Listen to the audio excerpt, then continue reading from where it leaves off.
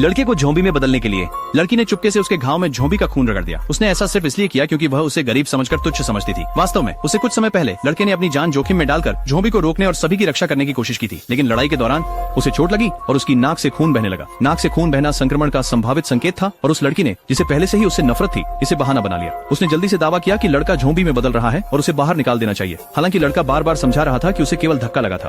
उसने जोर देकर कहा कि वह संक्रमित है। उसने झूठ भी बोला और कहा कि उसने उसे एक ज़ॉम्बी द्वारा खरोंचा हुआ देखा है। खुशकिस्मती से एक रूममेट उस पर भरोसा करता था और आगे बढ़कर घाव की जांच की। उन्होंने पुष्टि की कि यह केवल एक छोटी खरोंच थी, लेकिन तब भी लड़की ने दावा किया कि रूममेट उसकी सच्चाई छिपाने में मदद कर रहा है। कोई बेहतर विकल्प न होने पर शिक्षक ने लड़के से अगले कमरे में अकेले रहने के लिए कहा। 1 घंटे बाद वह अभी भी सामान्य था।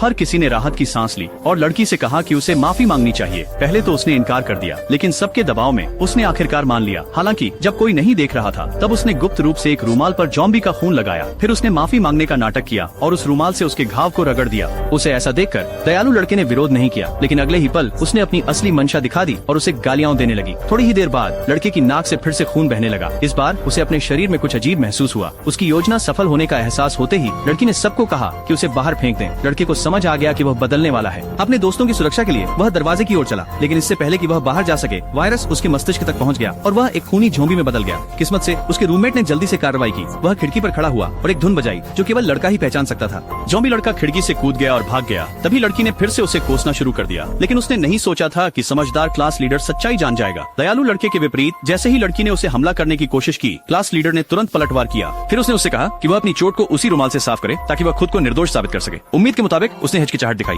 फिर भी उसने अपनी गलती मानने से इनकार कर दिया और गरीब छात्र का पक्ष लेने के लिए क्लास लीडर को दोष दिया। लेकिन अब जब हर किसी को सच्चाई पता चल चुकी थी, कोई भी उसके पास नहीं रहना चाहता था। उसके पास दरवाजा खोलकर जाने के अलावा कोई विकल्प नहीं था। जैसे ही उसने बाहर कदम रखा, पूरी मंजिल पर मौजूद ज़ॉम्बियों का झुंड उसकी ओर सीधे दौड़ा। अंतिम क्षण में शिक्षक अचानक बाहर आ गए और उसे बचा लिया।